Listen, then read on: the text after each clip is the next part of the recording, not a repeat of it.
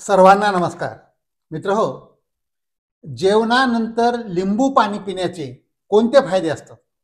दररोज दिवसभरामध्ये एकदा तरी एक ग्लासभर पाण्यामध्ये थोडंसं लिंबू पिळून ते जेवणानंतर पिलं पाहिजे.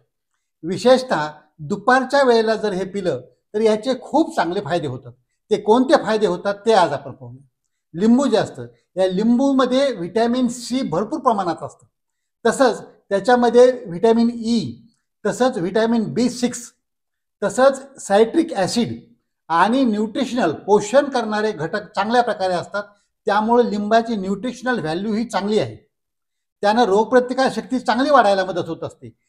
पण जर हे आपण पाण्यामध्ये मिसळून एक ग्लासभर पाण्यामध्ये थोडंसं लिंबू टाकून जर जेवणानंतर पिलं तर हे फायदे आणखी चांगल्या प्रकारे मिळतात. याच्यासाठी काय केलं पाहिजे?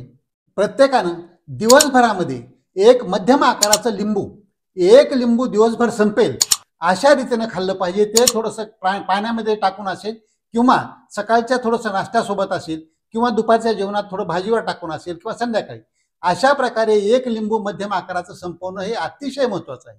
आता याचे फायदे जे असतात त्याच्यामध्ये सगळ्यात महत्त्वाचा फायदा आहे की त्याच्यामुळं पचन चांगल्या प्रकारे होतं. शरीराचं डायजेशन जे असतं म्हणजे गॅसेस तयार होणार नाही.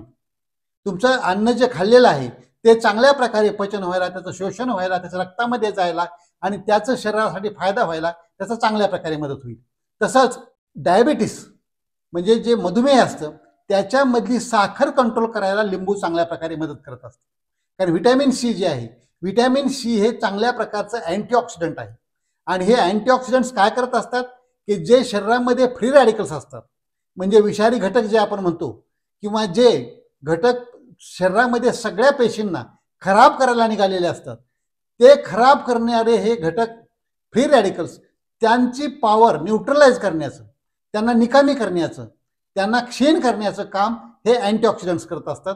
आणि हे व्हिटॅमिन सी हे चांगलं स्ट्रॉंग अँटीऑक्सिडंट आहे. म्हणजे व्हिटॅमिन सी हे आपल्या शरीरासाठी नायकाचं काम करतं आणि खलनायक जे असतात फ्री रॅडिकल्स त्यांचा खात्मा करायचा किंवा त्यांची शक्ती कमी करण्याचा प्रयत्न करत असतात. तसंच कोलेस्ट्रॉल जास्त शरीरामध्ये की जे रक्तात फिरणारी चरबी असते आणि जी रक्तवाहिन्यामधून ब्लॉक करायचा प्रयत्न करत असते आणि जे हार्ट अटॅक यायला कारणीभूत असते, हे जे कोलेस्ट्रॉल अत्यंत विषारी आहे याचं पण प्रमाण नियंत्रणात ठेवायला लिंबू हे खूप उपयोगी पडतं. त्याचं खूप महत्त्व अनन्यसाधारण आहे. तसंच ब्लड प्रेशर, रक्तदाब नियंत्रणात ठेवायला सुद्धा लिंबू हे खूप चांगलं महत्त्वाचं आहे. याच्यामध्ये फायबर्सही चांगल्या प्रकारचे असतात आणि खनिजं असतात ह्याच्यामध्ये विशेषतः.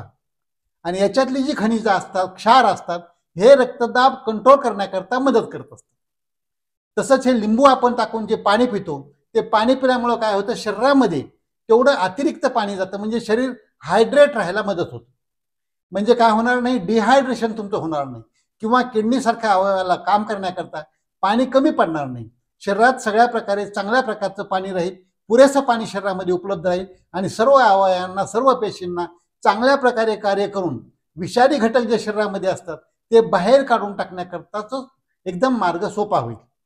तसंच केस आणि त्वचा, आता आपण पाहिलं की याच्यामध्ये व्हिटॅमिन ई सुद्धा आहे. तर केस आणि त्वचेकरता हे व्हिटॅमिन ई अत्यंत महत्त्वाचं असतं. त्वचा एकदम तजेलदार, टवटवीत राहते, तरुण दिसते त्वचा. आणि कोलॅजन तयार व्हायला म्हणजे त्वचेच्या खाली जो थर होत असतो की जो त्वचेला सुरकुत्या पडू देत नाही, हा जो थर असतो कोलॅजनचा, हा कोलॅजनचा थर लिंबू दररोज घेणाऱ्यांच्या मध्ये चांगल्या प्रकारे राहतो. म्हणजे त्वचेला सुरकुत्या सुद्धा पडणार नाही. म्हणजे एवढं चांगलं कार्य लिंबू नियमित घेण्यानं होऊ शकतं. तसंच जर कधी जखमा झाल्या तर ह्या जखमा लवकर भरून येण्याचं कार्य लिंबाचे जे घटक आहेत त्याच्यामुळे होत असतं. म्हणजे हे जर आपण लिंबू पाणी नियमितपणानं पिलं दररोज एक तरी ग्लास, तर त्याच्यामुळे काय होईल की जखम कधी जर झाली तर त्याच्यातून रक्तस्राव जास्त होणार नाही. पहिली गोष्ट, रक्त लगेचच व्हायचं थांबेल आणि ती जखम पण भरून यायला, काय म्हणतो आपण, त्या कॉन्ट्रॅक्टिलिटी जी असते त्या जखमेची, आकुंचन पावण्याची ताकद, भरून येण्याची ताकद जी असते ही पण चांगल्या प्रकारे वाढेल आणि ती जखम लवकर भरून येईल. तसंच हे लिंबू आपण मगाशी सांगितलं की पाण्यामध्ये मिसळून घ्या किंवा भाजीमध्ये टाकून घ्या, सकाळच्या वेळेला असेल किंवा दुपारच्या वेळेला किंवा संध्याकाळच्या वेळेला. पण एकच आहे की अति नाही केलं पाहिजे, खूप जास्त लिंबू नाही घेतलं पाहिजे, कारण लिंबाचा दुष्परिणाम पित्त उठाव होण्यामध्ये पण होतो. म्हणून उपाशीपोटी जरी घेतलं किंवा जेवणामध्ये घेतलं कमी कमी प्रमाणामध्ये दिवसभराचं एक लिंबू 3-4 वेळाला थोडं थोडं घेऊन ते संपवलं पाहिजे. हे अतिशय काळजीनं कटाक्षानं पाळायची गोष्ट आहे. कारण बरेच जण काय करतात, अति उत्साहानं जास्त लिंबू प्यायचा प्रयत्न करतात, मग पोटामध्ये आग पडते, जळजळ होतं, भडभड होतं आणि मग ते काय म्हणतात की आम्हाला लिंबू जमत नाही, आम्हाला पित्त होतं, यानं त्रास होऊ लागला आम्हाला, आणि मग ते नंतर लिंबू घ्यायचं बंद करतात. म्हणून ज्यांना त्रास असेल त्यांनी तर मी काय म्हणतो, चौथा हिस्सा लिंबू अगोदर सुरुवात करा. एका लिंबातला चौथा हिस्सा संपवा तुम्ही दिवसभराचा. अक्षरशः ड्रॉप घेतल्यासारखं थेंब थेंब टाकून थोडं थोडं घ्या. आणि जशी जशी तुम्हाला सवय लागेल चौथा हिस्सा लिंबू तुम्हाला ऍडजस्ट झालं, सहन झालं शरीराला, मग त्याच्यानंतर अर्ध लिंबू करा तुम्ही दिवसभराचं. एका वेळाचं नाही, दिवसभराचं तुम्ही अर्ध लिंबू करा.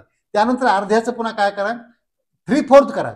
म्हणजे त्याचे 3 हिस्से घ्या एका लिंबाचे. सकाळी एखादा हिस्सा घ्या, दुपारी एखादा, संध्याकाळी एखादा.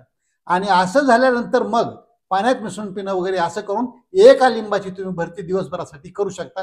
हे केलेलं खूप चांगलं आहे. याच्यामुळं काय होतं की लिंबूमुळं नियमित घेतल्यामुळं तुमची इम्युनिटी, ज्याला आपण रोगप्रतिकारशक्ती म्हणतो, ती पण खूप चांगल्या प्रकाराने वाढते. आणि एकदा इम्युनिटी चांगल्या प्रकारे वाढली, तुमची रोगप्रतिकारशक्ती वाढली, लहान सहान बिमाऱ्या तुमच्या मागे लागत नाहीत, तुम्हाला त्रास देत नाहीत, कुठले जंतू तुमच्या मागे. कारण लिंबामध्ये अँटीबॅक्टेरियल हा पण गुणधर्म आहे, जंतुनाशक हा सुद्धा गुणधर्म आहे. बऱ्याच वेळेला आता काय झालेलं आहे नवीन, की लिंबू खायला वापरत नाहीत, जेवण झाल्यानंतर लिंबू फिंगर बॉलमध्ये हात धुवायला वापरतात. तर हात धुवायला वापरा तुम्ही, ते वाईट नाही, ते हात स्वच्छ होतात, निर्जंतुक पण होतात, हे चांगलं आहे. परंतु जेवताना वापरलं पाहिजे, हे त्यापेक्षा महत्वाचं आहे. म्हणून जेवताना तोंडामध्ये म्हणजे पोटामध्ये गेलं पाहिजे. त्याच्यामुळे काय होईल की जेव्हा तुम्ही पाणी पिता किंवा लिंबू तोंडात मधून शरीरात जातं, त्यावेळेला तुमचे दात चांगले राहायला, हिरड्या चांगल्या राहायला पण त्याची मदत होते. जर दात दुखत असतील किंवा हिरड्या मधून रक्त येत असेल तर लिंबू हा त्याच्यावरचा खूप प्रभावी उपाय आहे. जे नियमितपणानं लिंबू घेतात आहारामध्ये किंवा पाण्यामध्ये मिसळून पितात, त्यांच्या हिरड्यामधून कधी सुद्धा रक्त येणार नाही किंवा हिरड्यामधून पू येणार नाही. मौखिक आरोग्य जे असतं, तोंडाचं आरोग्य आहे, ते आरोग्य चांगल्या प्रकारे राहील. तोंडाची दुर्गंधी येणार नाही, श्वासाला दुर्गंध म्हणजे वास येणार नाही, आणि रेस्पिरेशन तुमचं श्वासोच्छ्वास सुद्धा चांगल्या प्रकारे व्हायला मदत होते. लिंबू हे सगळ्या प्रकारानं एक अतिशय निसर्गाचं एक वरदान असलेलं फळ आहे. आणि विशेषतः तुम्ही पहा की वर्षामध्ये 12 महिने पण लिंबू मिळू शकतो, अशी निसर्गाची रचना आहे. ही कशासाठी केलेली आहे की कुठल्याही मोसममध्ये, कुठल्याही सीझनमध्ये तुम्ही लिंबू घेऊ शकता. तुम्हाला लिंबू मिळतं, लिंबू मिळत नाही असं बाकीच्या मोसमी फळासारख्याच होत नाही. म्हणजे निसर्गाची ही रचना आहे, या ब्रह्मांडाने अशी एक हे केलेली आहे, सोय केलेली आहे की तुम्हाला प्रत्येक मोसमामध्ये प्रत्येक वेळेला हे लिंबू मिळू शकतं. थोडंसं त्याच्या उपलब्धतेनुसार थोडासा त्याचा पैसे कमी लागतील, थोडे जास्त लागतील, परंतु हे लिंबू घेणं अतिशय महत्त्वाचं आहे. त्याच्यामुळं हे सगळे जे आपण फायदे पाहिले ते तर होतातच होतात. फक्त आपण एकच नियम पाळला पाहिजे, तो मी पुन्हा सांगतो की तो म्हणजे आत्ती नाही केलं पाहिजे. आत्ती तिथं माती होऊ शकते. बरेच जण काय करतात, लिंबाचं लोणचं पण खातात, लिंबू पण खातात, जास्त प्रमाणामध्ये खातात, आणि हे जास्त खाल्ल्यानंतर पण त्याचे दुष्परिणाम होऊ शकतात. म्हणून हे आत्ती नाही केलं पाहिजे. लिंबू खायचंय बहुतेक कसं बऱ्याच जणांचे मग दात कळकतात किंवा त्याला आंबट आंबट दातांना हे होतं, आणि त्यामुळं पण दातांचा त्रास व्हायला लागतो. किंवा दातावर काही जण लिंबू घासतात, तर असं नाही घासलं पाहिजे. जे वरचं इनॅमल असतं दातावरचा पांढरा जो भाग आहे त्याच्यावर डायरेक्ट जर तुम्ही लिंबू घासलात किंवा जर खूप आंबट त्याला लागलं तर त्याला इजा होऊ शकते. त्यामुळे दात पण बिघडू शकतात किंवा त्यांचं आरोग्य बिघडू शकतं. म्हणजे असं नाही केलं पाहिजे. म्हणून आपण पुन्हा पुन्हा काय सांगत असतो की जेही काही नियम आरोग्याचे पाळायचे आहेत ते समतोल संतुलित पद्धतीने पाळले पाहिजे. म्हणून हे लिंबू सुद्धा दिवसभराचं एक लिंबू जास्तीत जास्त घेणं ठीक आहे, त्याच्यापेक्षा जास्त लिंबू घेऊ नये. ज्यांच्या प्रकृतीला ऍडजस्ट होत असेल, सूट होत असेल, ज्यांना सवय असेल त्यांनी थोडंफार घेतलं तर चालेल.